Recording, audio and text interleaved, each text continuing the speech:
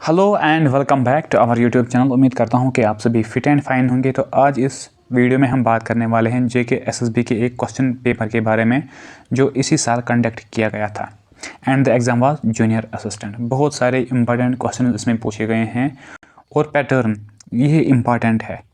Pattern is the important. आपको इस चीज़ में क्या पैटर्न को देखना है कि किस तरह के क्वेश्चन पूछे गए थे। मेजरली दे वर स्टेटमेंट बेस्ड। इसमें जो क्वेश्चन है स्टेटमेंट बेस्ड है और मैच अप द फॉलोइंग। और इसमें कुछ ऐसे क्वेश्चन है जो कम्प्लीटली कंसेप्चुअल है। कम्प्लीटली कंसेप्चुअल क्वेश्चन इसमें पूछे गए हैं जो मेन टॉपिक से क्वेश्चन निकाले गए हैं। तो ये वीडियो बहुत ही इंपॉर्टेंट है आप लोगों के लिए, ठीक है। लेकिन स्टार्ट करने से पहले अगर आप हमारे चैनल पर नए हैं तो चैनल को सब्सक्राइब करो and then share the video with your friends. तो इस आज की वीडियो में हम जीके प्लस कंप्यूटर के क्वेश्चन यहाँ पे देखेंगे, ठीक है। राइट, चलते हैं, करते हैं स्टार्ट, ठीक है। तो पहला पार्ट 1 जो है that is the general knowledge and then part 2 will be the what computer. देखो फर्स्ट इज क्या है, पहला ग्लोबल सिटीज एंड कंट्री पीओस। देखो पहला क्वेश्चन जो है वो है रिगार्डिंग द हमारे पास कुछ सिटीज़ है, हमारे पास कुछ सिटीज़ है और वो सिटीज़ कहाँ पे लोकेटेड है, किस कंट्री की सिटी है। तो ये हमें देखना है कि इनमें से कौन सा एक करेक्ट पेयर है और कौन सा ये क्या है फॉल्स पेयर है। First is Maracaibo. Maracaibo is a city जो कहाँ पे है वेनेजुला में, डेट मीन्स ये सही है। नेक्स्ट इज तब्रीज़, ये ईरान में है, ये भी सही है, ठीक है। थर्ड इज नूक, ये ग्रीनलैंड में है, ये भी सही है। एंड फोर्थ इज दाउनिशुक, तो ये यूक्रेन में है। डेट मीन्स ये जो 4 स्टेटमेंट्स है ये 4 क्या करेक्ट है। मैंने पहले ही कहा कि डिफरेंट सोर्स डिफरेंट पैटर्न्स पे क्वेश्चन पूछे गए थे। तो आंसर क्या होगा, all the statements are correctly matched, ठीक है। तो यहाँ पे अगर हम देखेंगे, देखो इंपॉर्टेंट इन्फॉर्मेशन मैंने आप लोगों के लिए इसमें रखी है सो डैट कि आपको इन चीज़ों के बारे में थोड़ा और ज़्यादा हो सकता है। मैक्सिमम टाइम क्वेश्चन रिपीट हो जाते हैं, ठीक है। राइट, देखो मैराकाबो जो है ये वेनेजुला का सेकंड लार्जेस्ट सिटी है और इसको ऑयल कैपिटल कहा जाता है लेक मैराकाबो पे, ठीक है। तब्रीज़ जो है ये एक मेजर हिस्टोरिकल हब है ईरान में और कारपेट मैन्युफैक्चरिंग यहाँ पे सबसे ज़्यादा इंपॉर्टेंट है, ठीक है। नूक जो है ये कैपिटल है और लार्जेस्ट सिटी है ग्रीनलैंड की, राइट। और नेक्स्ट इज दाउनिशुक जो है ये एक मेजर इंडस्ट्रियल और यहाँ पे माइनिंग ज़्यादा की जाती है ईस्टर्न यूक्रेन में, राइट। तो ये इंपॉर्टेंट चीज़ें आपको याद रखने हैं, ठीक है। Next is about the digital agriculture mission. Digital agriculture mission जो है जिसको लॉन्च किया गया था 2024 में, 2024 में इसको लॉन्च किया गया था। इसके रिगार्डिंग कुछ क्वेश्चन ऑप्शंस है, तो फिर हमें क्या बोलना है, इनमें से क्या करेक्ट कौन सा है regarding the digital agriculture mission, ठीक है। देखो ये कंपोनेंट्स हमें देखने हैं। बेसिकली डिजिटल एग्रीकल्चर मिशन जो है इनमें से कौन कौन सा है पार्ट इसका, ठीक है। First is agri stack. Agri stack that is the farmer ID, जो ज़मींदार है उनकी आईडी बनाई जाएगी and that is known as agri stack.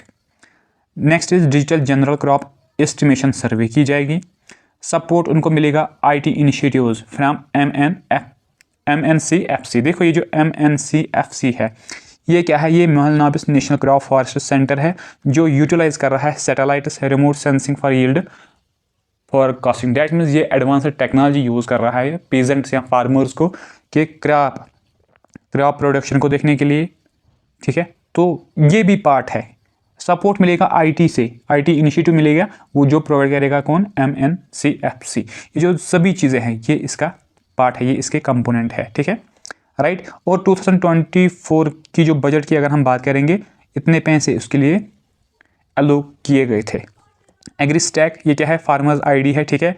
DGCE employ digital tool and GS to modernise crop estimates across the India, ठीक है। MNC पे हमने बात की है क्योंकि इस मिशन के तहत ये जो फार्मर्स है उनको क्या आईटी सपोर्ट भी मिलेगा। किस चीज़ के लिए, ये बेसिकली जो डिजिटल एग्रीकल्चर मिशन है इसको क्यों लाया गया था, इसको इसी लिए लाया गया था कि जो एक फार्मर है उसकी प्रोडक्शन ज़्यादा से ज़्यादा हो जाए। और इसकी एक इंपॉर्टेंट टैगलाइन है, यहाँ पे आप आ जाओ, इसकी टैगलाइन है, हो सकता है इससे क्वेश्चन बन जाएगा। टैगलाइन क्या है इसकी, वो आपको सबसे ज़्यादा याद रखनी है, technology for improving farmers life. देखो जो इसकी टैगलाइन है, using technology for improving farmers lives, ये इसकी टैगलाइन है जो आपको याद रखनी है, ठीक है, राइट। चलते हैं आगे। Next is major Indian statues and personalities. देखो इंडिया में बहुत सारे स्टेचूज बनाए गए हैं, ठीक है। तो हमारे पास है statue of unity, statue of oneness and statue of equality. अब हमें देखने हैं कि ये किस पर्सन को के नाम से रखे गए हैं। देखो स्टैचू ऑफ यूनिटी जो किसके नाम पे है, सरदार वल्लभ भाई पटेल, ये सही है, ठीक है। स्टैचू ऑफ वननेस जो किसके नाम पे हैं, आदि शंकर आचार्य जी के नाम पे। स्टैचू ऑफ इक्वालिटी ये श्री रामानुजाचार्य जी के नाम से है। अब इनकी लोकेशन जो है, स्टैचू ऑफ यूनिटी वो गुजरात में है, ठीक है। स्टैचू ऑफ वननेस ये ओमकारेश्वर एमपी में है, मध्य प्रदेश में है। स्टैचू ऑफ इक्वालिटी जो कहाँ पे है, तेलंगाना हैदराबाद में, ठीक है। तो आंसर क्या बनेगा, जो फर्स्ट है statue of unity Sardar Vallabh भाई पटेल, ठीक है। स्टैचू ऑफ वननेस आदि Shankaracharya and statue of equality Shri Ramanuja. तो ये आपको याद रखना है। देखो जो स्टैचू ऑफ यूनिटी है ये वर्ल्ड का सबसे टॉलेस्ट स्टैचू है और इसकी जो लेंथ हाइट है sorry that is the 182 metres, ठीक है। Statue of oneness 108 feet bronze statue है ये, ठीक है, जो शंकराचार्य के उस चीज़ को पोर्ट्रे कर रहा है, उसकी शेप का है, ठीक है, उसकी इमेज है, ठीक है, लेकिन किसकी, ब्रोंज स्टैचू है ये, ठीक है, राइट। ये चीज़ें याद रखने हैं आपको।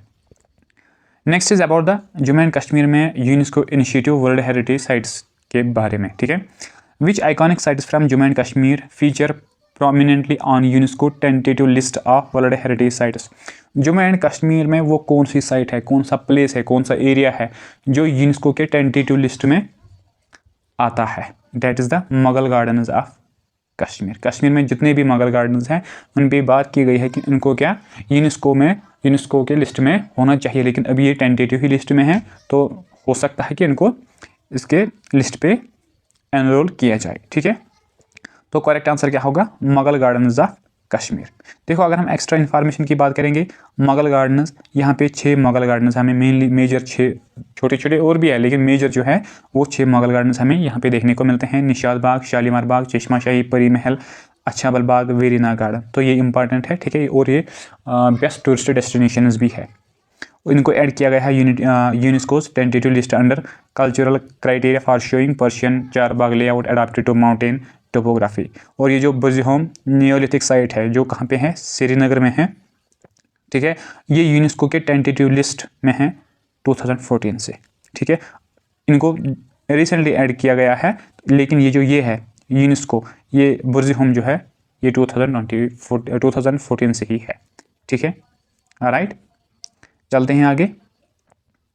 Next is tribal freedom fighter and movements. देखो ये जो सारे क्वेश्चन है ना, आप पेपर अपने सामने रखो और फिर देखो यही पेपर है, क्योंकि मैंने अब इसमें थोड़ी सी मॉडिफिकेशन की है, एडिशनल पॉइंट्स इसमें लाए हैं, लेकिन ये एक्चुअल पेपर है और आपको पेपर में ये जो एडिशनल चीज़ें हैं पेपर पे लिख के रखो। हो सकता है कि कभी आप पेपर को देखते हो इन चीज़ों पर आपको नज़र पड़ेगी, ये आपके लिए बहुत ही ज़रूरी है। देखो नेक्स्ट क्वेश्चन जो है that is about the tribal freedom fighters and their movements. देखो आपको पता है जब यहाँ पे ब्रिटिश रूल हुआ था बहुत सारी मूवमेंट्स यहाँ पे चलाई गई थी, पीजेंट मूवमेंट्स थी, रिलीजियस मूवमेंट्स थी, ट्राइबल मूवमेंट्स भी चलाई गई। Now the question is about the tribal movements. तो ट्राइब लोगों के साथ ये क्या है, लिंक है, डेट मीन्स ये इंपॉर्टेंट बन जाता है। ऑलरेडी एक बार पूछा है, हो सकता है दोबारा भी पूछा जाए कोई एक इनमें से।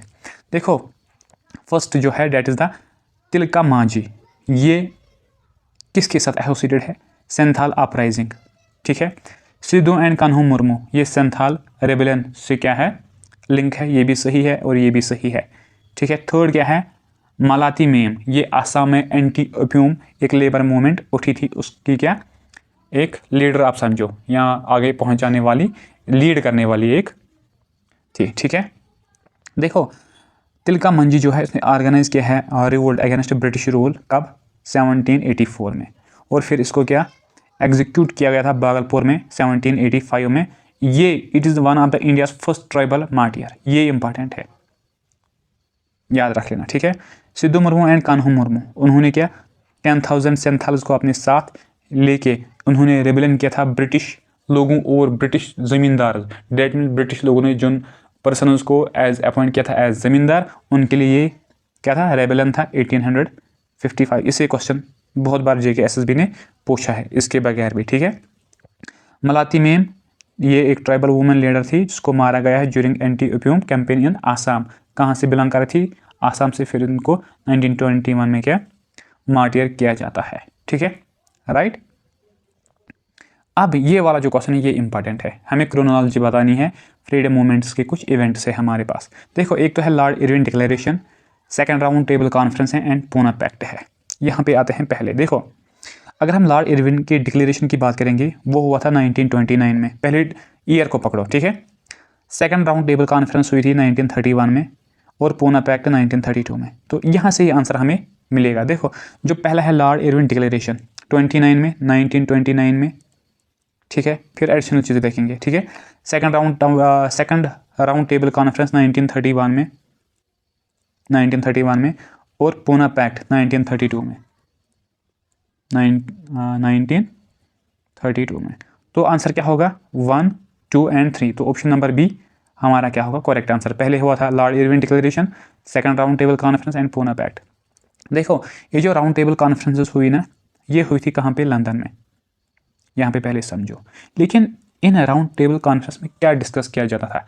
एक टाइम पे यहाँ पे एक कमीशन आया था 1928 में, साइमन कमीशन।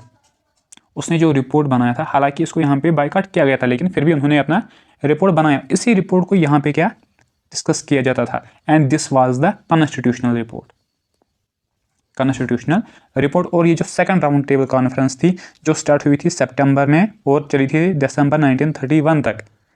सितंबर 1931 से लेकर दिसंबर 1931 तक ये चली थी। और इसमें कांग्रेस ने पार्टिसिपेशन की थी और member was the Mahatma Gandhi और सरोजिनी नायडू भी इसमें थी। ठीक है, राइट। फर्स्ट कॉन्फ्रेंस में कांग्रेस ने पार्टिसिपेट नहीं किया था। बेसिकली गांधी जी और इरविन के बीच में दिल्ली पैक्ट साइन हुआ था, दिल्ली पैक्ट साइन हुआ था, तो उसी के बेस पे गांधी जी लंदन चले गए थे। ठीक है, पूना पैक्ट जो साइन किया गया था डॉक्टर भीमराव अंबेडकर और गांधी जी के बीच में, लेकिन किसने करवाया था? मदन मोहन मालवीय, जिसने हिंदू कॉलेज बनाया था। ठीक है, तो ये जो भी चीज़ जहन में आएगा मैं आप लोगों के साथ शेयर करता रहूँगा। ठीक है, कहाँ पे ये हुआ था? येरवाड़ा जेल में। ठीक है, बेसिकली जब गांधी जी ने सेकंड राउंड टेबल कॉन्फ्रेंस में पार्टिसिपेट किया था, फिर वहाँ पे इस पे बात हुई थी, लेट मी अगेन दिस, किस पे बात हुई थी? कमेंट सेक्शन में आप बता सकते हो। Reservation, I think reservation was the objective there, जिसपे डिवीजन हुई थी between doctor Bhimrao Ambedkar and Mahatma Gandhi. ठीक है, इस चीज़ को आप देख लेना, मेरे माइंड से स्किप कर गया कि what was the reason behind this. तो फिर गांधी जी ने यहाँ पे क्या फास्ट रखे हैं। तो फिर जब गांधी जी की हालत बहुत ख़राब होने वाली थी, तो मदन मोहन मालवीय ने गांधी जी और भीमराव अंबेडकर के बीच में ये पैक्ट साइन करवाया था। ठीक है, राइट। चलते हैं आगे, आ जाए नेक्स्ट पे। Next is about the Indian mountain ranges and regions. कौन सा माउंटेन रेंज कहाँ पे लोकेटेड है? देखो, Nilgiri first is, then Anamalai, माहिदो हिल्स और विंध्या रेंज। ये हमारे पास क्या 4 माउंटेन रेंजेस है। अब हमें बताना है कि इनमें से कौन सा एक करेक्टली मैच है। देखो, नीलगिरी हिल्स जो है ये एक ऐसा पॉइंट है जो वेस्टर्न घाट्स को मिलाता है ईस्टर्न घाट्स के साथ। ये सही है, ये सही है। अन्नामलाई हिल्स ये हाइस्ट पीक है साउथ इंडिया की, ये भी सही है। माहिदे हिल्स जो पार्ट है किसका? सतपुरा रेंज का, ये भी सही है। नेक्स्ट इज विंध्या रेंज जो पैरेलल चल रहा है नर्मदा वैली से। बेसिकली विंध्या रेंज और सतपुरा रेंज के बीच में एक रिवर फ्लो करती है, that is the Narmada river, Narmada river. That mean ये जितने भी प्योर्स हैं ये सभी क्या है करेक्ट है। ठीक है, यहाँ पे आते हैं। देखो, नीलगिरी हिल्स जिनको हम क्या ब्लू माउंटेन्स भी कहते हैं, और इसमें दोदा बेटा पीक है जिसकी हाइट है 2637 मीटर्स। ठीक है, याद रख लेना, इनसे भी क्वेश्चन बनने के चांसेस होते हैं। अन्नामलाई हिल्स, यहाँ पे अनाईमुडी पीक है जो हाइस्ट पीक है पेनिनसुलर इंडिया की, जिसकी हाइट है 2695। ठीक है, महादेव हिल्स जो मध्य प्रदेश में हमें देखने को मिलते हैं। पंचमारी एंड धूपगढ़ पीक्स इस पे हमें देखने को मिलते हैं। विंध्या एंड सतपुरास, नर्मदा रिवर वहाँ से फ्लो होता है through the rift valley bounded by Vindhyas. Vindhyas इसके नॉर्थ साइड में है एंड सतपुरा साउथ साइड में है, जो मैंने अभी आपको बताया है। ठीक है, राइट। चलते हैं आगे। Next is about the 10 degree channel. देखो, जो 10 डिग्री चैनल है वो सेपरेट कर रहे हैं किन 2 आइलैंड ग्रुप्स को, that is the Andaman and Nicobar islands. लेकिन इसके अलावा भी बहुत सारे बेसिकली जो डिग्री होती है ना, ये एक इमेजिनरी लाइन होती है, इमेजिनरी लाइन होती है। ठीक है, जैसे ट्रॉपिक ऑफ कैंसर है, इक्वेटर है, ठीक है, ऐसे ही ये लाइनें भी होती है, ठीक है, राइट। देखो 10 डिग्री चैनल जो है ये 150 kilometre wide straight along 10 degree north latitude separating little Andaman and car Nicobar, चीज़ें याद रख लेना। 9 डिग्री चैनल जो सेपरेट कर रही है लक्षद्वीप को मिनिकॉय आइलैंड से। 8 डिग्री चैनल जो सेपरेट कर रही है मिनिकॉय जो इंडिया वाला पार्ट है फ्रॉम मालदीव से। पाक स्ट्रेट जो कनेक्ट कर रही है बे ऑफ बंगाल को किसके साथ, पाक बे के साथ, जो बे ऑफ बंगाल इंडिया वाला पार्ट है एंड पाक बे श्रीलंका वाला पार्ट है, that mean it connects India and Sri Lanka पाक स्ट्रेट। ऐसे ही गुल्फ ऑफ मन्नार भी है और बहुत सारी चीज़ें हैं, ठीक है। Next is demographic dividend and economic growth. ये क्वेश्चन देखो कंसेप्चुअल क्वेश्चन पूछा गया है। What defines the concept of demographic dividend in economic demography. देखो इस चीज़ को आंसर करने के लिए पहले हमें पता होना चाहिए कि डेमोग्राफिक डिविडेंड कहते किसको हैं। सपोज मैं आपको यहाँ पे एक एग्जांपल से समझाने की कोशिश करूँगा, ठीक है। सपोज करो कि ये हमारा कोई पर्टिकुलर स्टेट है, सपोज करो कि ये इंडिया है, ये इंडिया है, ये सपोज करो। और इंडिया में रहने वाले लोग इस कंसेप्ट के हिसाब से 3 टाइप के हैं, टाइप 1, टाइप 2 एंड टाइप 3। ये 3 किस्म के लोग हैं। टाइप 1 में आएंगे चिल्ड्रन। मैं आपको ये कंसेप्ट समझाने की कोशिश करूंगा, ठीक है, जिनकी एज ग्रुप है 1 to 14। नेक्स्ट इज ये वाला स्टेज, दैट इज 15 to 65। जो थर्ड है दैट इज 65+, वो 100 भी हो सकता है, वॉट एवर। ये होंगे एडल्ट, ये होंगे एल्डर्स। अब इस कंसेप्ट के हिसाब से अगर किसी कंट्री का ये वाला सेक्शन ज़्यादा होगा, इस वाले सेक्शन में ज़्यादा लोग होंगे एडल्ट में 15 से 65, इससे क्या होगा, इससे ये वाला ग्रुप है, ये वाला ग्रुप है, इससे क्या होगा कि मेजरली ये एक वर्किंग क्लास है। वर्किंग क्लास मीन्स कि इसमें बिजनेसमैन भी होंगे, इसमें IT स्किल वाले लोग भी होंगे, इसमें सर्विस के बंदे भी होंगे, ठीक है, इसमें वर्कर्स भी होंगे, इसमें लेबर्स भी होंगे। डैट मीन्स ये वो ऐसा क्लास है जो क्या पैसे कमाता है। अगर ये क्लास अब ज़्यादा होगा, डैट मीन्स जितना बड़ा ये क्लास होगा उतना क्या कंट्री के लोगों के पास क्या पैसे ज़्यादा होंगे। और लोगों के पास ज़्यादा पैसे हैं तो इसे क्या होगा, लोग लाइफ अच्छी गुजारेंगे, ठीक है। और इन लोगों के पास जितने भी इन पे डिपेंडेंट वाले लोग हैं, चाहे वो चिल्ड्रन हो या एल्डर्स हो, वो अच्छी गुड लाइफ क्या करेंगे, एंजॉय करेंगे। इनको अच्छी हेल्थ केयर मिलेगा, एजुकेशन सिस्टम अच्छा रहेगा इन लोगों के लिए। और ये क्लास ज़्यादा रहेगा, इससे मतलब क्या होगा, ये ज़्यादा इन्वेस्ट करेंगे, बिजनेस में ग्रोथ हो जाएगा, गुड्स एंड सर्विस ज़्यादा प्रोड्यूस हो जाएंगे, ठीक है। इसके अलावा ये ज़्यादा टैक्स पे करेंगे, जितना ज़्यादा ये टैक्स पे करेंगे उतना कंट्री का डेवलपमेंट हो जाएगा। डैट मीन्स ये जो क्या डेमोग्राफिक डिविडेंड है, ये कहता है कि अगर ये क्लास सबसे ज़्यादा होगा, ये डिफाइन कर रहा है कि ये क्लास जो है इसमें हाई वर्किंग रेशियो वाले लोग होंगे ज़्यादा, और एज ग्रुप क्या होगा 15 to 64।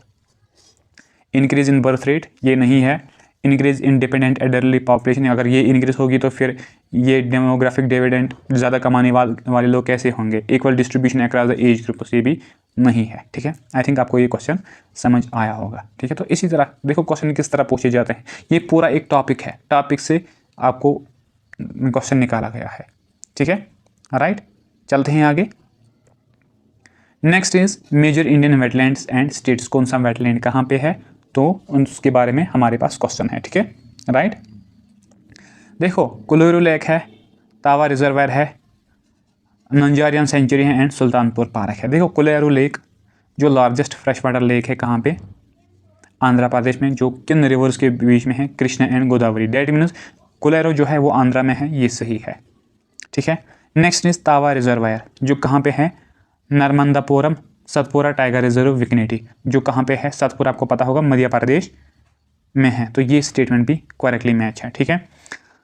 नंजारियन सेंचुरी जो कहाँ पे है, तमिलनाडु में, और ये 17th रामसर साइट है तमिलनाडु की, तो ये भी सही मैच है। सुल्तानपुर ये हरियाणा में है, ये भी सही है। फेमस बर्ड सेंचुरी इन गुड़गांव, ये एक रामसर साइट भी है, तो ये भी सही है। That means all of the statements are correctly matched, ठीक है। राइट। चलते हैं, अब ये वाला जो क्वेश्चन है ये भी बहुत इंपॉर्टेंट, इसको भी आपको डेफिनेटली 100% समझना है। देखो, कोपन क्लाइमेट ऑफ क्लासिफिकेशन। देखो, एक बंदा है जो कहाँ का है, जर्मन का है, जर्मनी का ये बंदा है, और ये मेनली स्टडी कर रहा है, ये हमें इंफॉर्मेशन दे रहा है, इसने स्टडी किया हुआ है regarding the climate, that is a climatologist, जो पर्सन क्लाइमेट को अच्छे से समझता हो, अच्छे से जानता हो, ठीक है, राइट। तो कहाँ का है ये, जर्मन का। इसने वर्ल्ड का जो क्लाइमेट है इसकी क्लासिफिकेशन की है, इसको डिवाइड किया है। लेकिन ये डिवाइड करने के लिए उसने बेस किन चीज़ों की रखी है, किन बेसिस पे उसने डिवाइड किया है। तो फर्स्ट जो है टेम्परेचर को उसने बेस बनाया है अपनी इस क्लासिफिकेशन के लिए, और रेनफॉल को उसने क्या क्लासिफिकेशन के लिए इस्तेमाल किया है, एंड वेजिटेशन।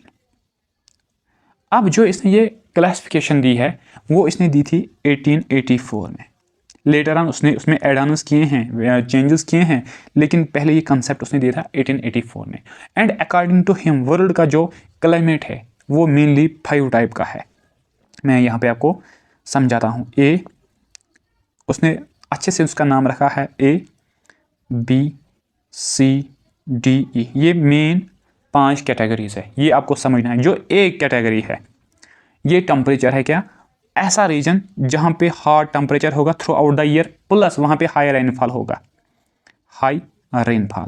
एक तो टेम्परेचर हॉट होगा और ऊपर से मैक्सिमम रेनफॉल होगा, ठीक है। बी, डेट मीन्स ड्राई, यहाँ पे लेस रेन होंगे, वेरी लिटिल रेनफॉल। और ये कंडीशन कहाँ पे प्रेवलेंट होती है, डेजर्ट्स में या स्टेपीज में ये कंडीशन होती है, ठीक है। देन सी में उसने टेम्परेट को यहाँ पे रखा है। और टेम्परेट में क्या होता है, क्या फीचर है इसका, गिव मी अ सेकंड, क्या फीचर है इसका। टेम्परेट क्लाइमेट को हम क्या बोलते हैं, टेम्परेट में कौन कौन सी चीज़ें आती हैं बताओ। तो यहाँ पे जो विंटर्स होंगे ना वो माइल्ड होंगे, और क्या होगा, समर जो होगा वो वार्म होगा। विंटर माइल्ड होगा और वार्म क्या समर होगा। और डी में उसने लिखा है कॉन्टिनेंटल, ठीक है। और कॉन्टिनेंटल में क्या होगा, ये कोल्ड क्लाइमेट, जिसमें जो विंटर होगा वो स्नोवी होगा और समर कैसा होगा, वो वार्म होगा। मैं फिर से एक बार रिपीट करूंगा, एक सेकेंड। और जो ई है वो क्या है, पोलर टाइप, डेट मीन्स जहां पे क्या एक्सट्रीम कोल्ड होगी, एक्सट्रीम कोल्ड। देखो, एक बंदा है जिसका नाम क्या है बताओ, वाल्डेमर कोपेन। इसने वर्ल्ड के क्लाइमेट को क्लासिफाई किया है 5 कैटेगरीज में, और उन कैटेगरीज का नाम है category A, B, C, D and E। और जो कैटेगरी A है उसका जो टेम्परेचर होगा उसमें जो डिफाइन उसने किया है, टेम्परेचर तो हॉट होगा लेकिन थ्रू आउट द ईयर, पूरे साल, प्लस यहाँ पे हाई रेनफॉल होगा। जो भी जगह जहाँ पे हमें हॉट क्लाइमेट देखने को मिलेगा और इसके अलावा रेनफॉल ज़्यादा मिलेगा, कंटिन्यूस रेनफॉल ज़्यादा मिलेगा, तो वो ए कैटेगरी में आएगा। बी कैटेगरी में वो क्लाइमेट आएगा जो मैक्सिमम ड्राई, वो एरियाज आएंगे जो मैक्सिमम ड्राई रहते हैं, उसमें डेजर्ट्स आते हैं, स्टेपीज आते हैं। सी में टेम्परेट, जहाँ पे क्या होगा, माइल्ड विंटर होगा एंड वार्म समर होगा। डी कॉन्टिनेंटल में क्या होगा, ये कोल्ड टाइप है, स्नोवी विंटर होगा एंड वार्म समर होगा। और E is the polar type, यहाँ पे एक्सट्रीम कोल्ड हो गए। लेकिन इसके अलावा फिर जब उसने उसमें थोड़ी सी चेंजेस लाई, उसने और थोड़े से क्या सब टाइप्स इसमें ऐड किए थे। यहाँ पे ये आपको समझ आया होगा, ठीक है। अब मैं इसको यहाँ पे इरेज करता हूँ क्योंकि मेरे पास स्पेस नहीं है, ठीक है। तो तब तक आप वीडियो को अपने दोस्तों के साथ शेयर करो, ठीक है, राइट। आई थिंक आप लोगों ने शेयर किया होगा। तो फिर जब उसने बहुत, देखो अगर कोई बंदा एक बार कोई थ्योरी देता है तो then with the passage of time वो उसमें थोड़ी सी चीज़ें ऐड भी करता है और कुछ चीज़ें बाहर भी निकालता है, क्योंकि रिसर्च ज़्यादा बढ़ती है, नॉलेज ज़्यादा बढ़ती है, तो ये चीज़ें होती रहती है। लेकिन जब उसने पहले ये दी, फिर उसमें क्या थोड़ा सा क्या एडिशन किया उसने, फिर स्मॉल लेटर्स यूज़ किए हैं कुछ चीज़ों के लिए, small letters, and the letters are small f, small s एंड स्मॉल w। ये 3 लेटर्स उसने यूज़ किए हैं। जो F है ये रिप्रेजेंट करता है वो कंडीशन जहाँ पे फुली ह्यूमिड होगी, ज़्यादा ह्यूमिडिटी होगी, and S for dry summer. वो वाले एरियाज जहाँ पे जो समर है वो मैक्सिमम ड्राई रहेंगे, ठीक है। W for dry winter. तो ये इसकी क्लासिफिकेशन का क्या समराइज है, ये बहुत एक क्लास इस पे जाएगा, ठीक है। लेकिन मैंने आपको ऊपर ऊपर की चीज़ें जो इस क्वेश्चन में हमें ज़रूरत आएंगे। देखो अब क्वेश्चन क्या है, question is under Koppen's climate classification what type of climate does the symbol AF represent. AF, A की अभी हमने बात की है, वो वाले एरियाज जहाँ पे हॉट होगा through out the year, plus क्या होगा, हाई रेनफॉल होगा, तो हो गया AF। स्मॉल f क्या रिप्रेजेंट कर रहा है, यहाँ पे प्लस ह्यूमिडिटी होगी, यहाँ पे प्लस ह्यूमिडिटी होगी। तो ये कौन से वाले एरियाज हैं, तो ये हैं ट्रॉपिकल रेन फॉरेस्ट जो इक्वेटर के पास है, इसमें ब्राज़ील वाला एरिया ज़्यादा आएगा। तो option number C will be the correct answer. Alright, चलते हैं आगे। आई थिंक आपको ये समझ आया है, ठीक है। Next is about the national waterways और इनकी आइडेंटिफिकेशन। देखो इंडिया में जो टोटल नंबर ऑफ वाटरवेज है ना, दैट इज़ द 111 वाटरवेज हैं हमारे इंडिया में, ठीक है। तो सबसे जो लार्जेस्ट है नेशनल वाटरवे 1, ये इंडिया की लार्जेस्ट वाटरवे है जिसकी लेंथ है 1620 किलोमीटर, जो गंगा और प्रयागराज टू हल्दिया है, ठीक है। नेशनल वाटरवे 2 जो है ये किस रिवर पे है, पता है किसी को? ये ब्रह्मपुत्र रिवर पे है जो रन कर रही है सदिया टू दुबरी, 891 किलोमीटर इसकी लेंथ है। नेशनल वाटरवे 3 जो है वेस्ट कोस्ट कैनाल, ये कोटापुरम से कोल्लम केरला में है, इसकी लेंथ है 205। और जो 97 है, 97 ये जोरी रिवर पे नहीं है, ये सुंदरबंस डेट इज ये वेस्ट बंगाल में है, वेस्ट बंगाल में है, ये गलत हो जाएगा, ठीक है। नेशनल वाटरवे 111 ये सुंदरबन नहीं है, ये जोरी रिवर पे है, ठीक है। कहाँ पे? गोवा में। डेट मीन्स ये भी गलत मैच है। तो आंसर क्या होगा? आंसर विल बी द, एक तो national waterway 2 and national waterway 3 ये करेक्ट है, ठीक है। बाकी सभी क्या है गलत, 1 एंड 2 आर करेक्टली मैच्ड, ठीक है। समझ आया? चलते हैं आगे। आ जाओ नेक्स्ट पे। Next is about the sequence of dynasties in Rajatarangini. देखो ये जो राजतरंगी बुक है जिसको लिखा है पंडित कल्हाना ने, और ये एक एथेंटिक सोर्स है हमारे एंशिएंट हिस्ट्री के, और इसमें उसने कौन सी डायनास्टी को पहले कंसिडर किया है, सेकंड, थर्ड, फोर्थ, इसी के रिलेटेड यहाँ पे क्वेश्चन है, हमें क्रोनोलॉजिकल ऑर्डर बताना है, ठीक है। तो पहले डायनास्टी को देखेंगे, उत्पाला डायनास्टी है, करकोटा डायनास्टी है, लोहारा है एंड गोनांडा डायनास्टी। तो ये हर किसी एस्पिरेंट को ये बात मालूम होगी, तो जो according to the book Rajatarangini जो यहाँ पे फर्स्ट डायनास्टी थी that was the Gonanda dynasty. That means Gonanda first option होगा। तो यहाँ पे उत्पाला फर्स्ट है, ये गलत है, करकोटा ये गलत है, लोहारा ये गलत है, and answer will be the option number B, ठीक है। राइट, अब यहाँ पे आते हैं। देखो जो करकोटा डायनास्टी है, यहाँ पे आप समझो थोड़ा सा। करकोटा डायनास्टी जो है इसको फाउंड किया है दुर्लभ वर्धना ने, और इसी के टाइम पे यहाँ पे एक क्या चाइनीज़ ट्रैवलर आया था, चाइनीज़ ट्रैवलर आया था जिसको प्रिंस ऑफ पिलग्रिम्स भी कहा जाता है, प्रिंस ऑफ पिलग्रिम्स भी कहा जाता है। बताओ उसका नाम क्या है, कमेंट सेक्शन में बताओ।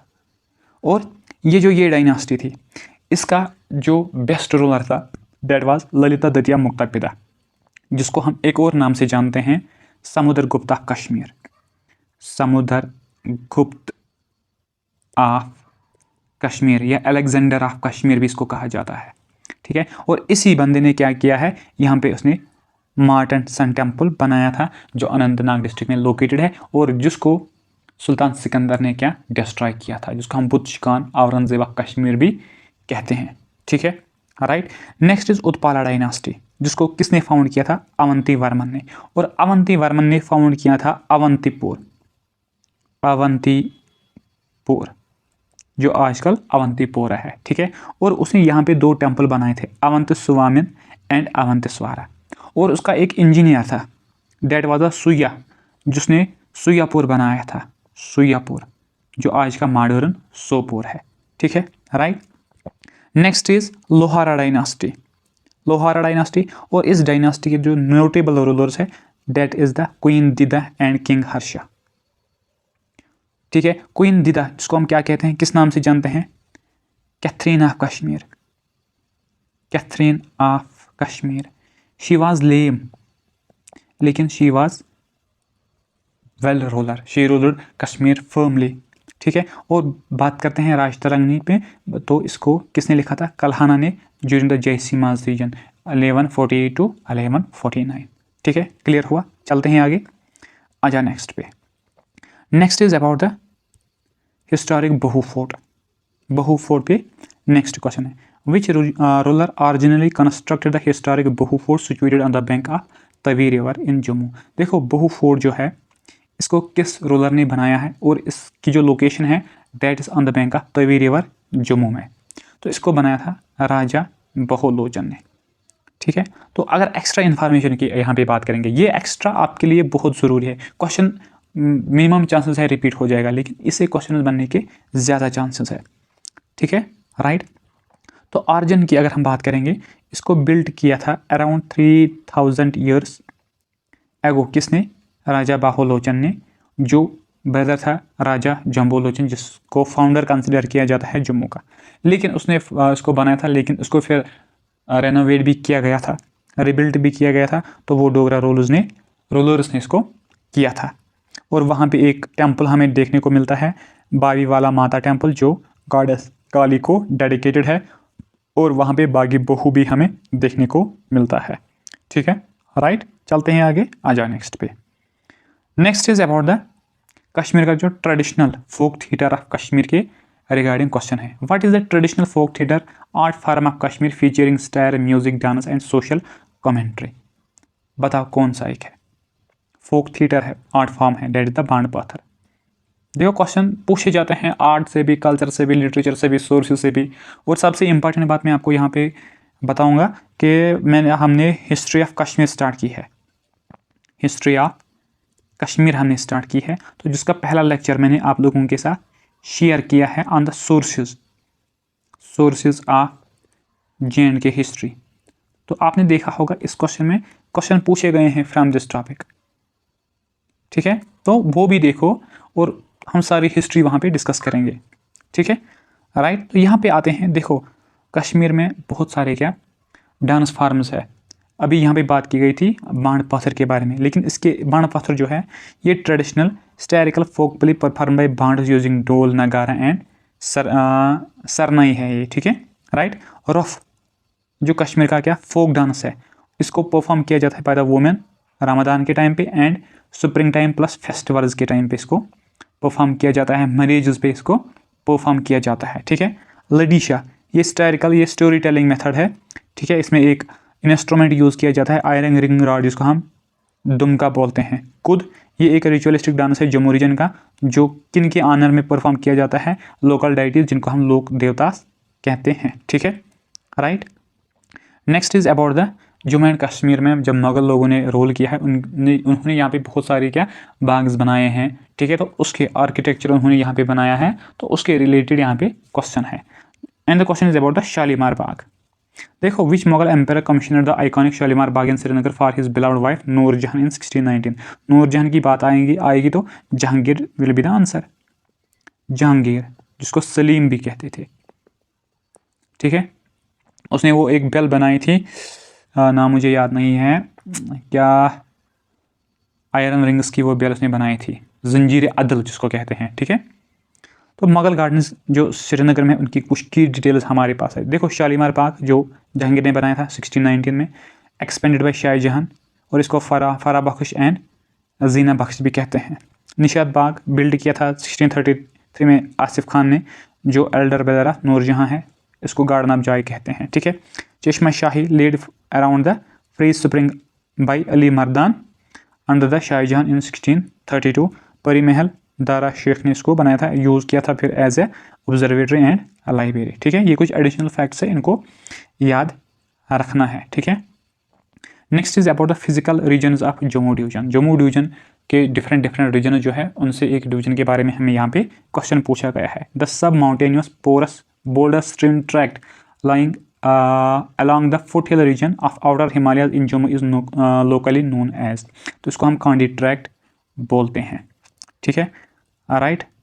तो लोकेटेड कहाँ पे है? ये फुटहिल वाला रीजन है, आउटर हिमालयस का, डेट था शिवालिक पे ये रीजन लोकेटेड है, जहाँ पे हमें ये बोल्डर स्ट्रीम ट्रैक्ट देखने को मिलता है। Part is a sub mountainous part, right, that is Kandi tract. Next is about the Dachigam national park and Kashmiri stag, जिसको हम हांगुल कहते हैं, right. Dachigam national park in Srinagar is globally renowned for protecting which critically endangered animal species. पहले यहाँ पे ये जो term है ना क्रिटिकली एंडेंजर्ड स्पीशीज, इसका मतलब क्या है कि ये एक ऐसा स्पीशी होता है जो इन फ्यूचर एक्सटिंक्ट होने वाला है, ठीक है।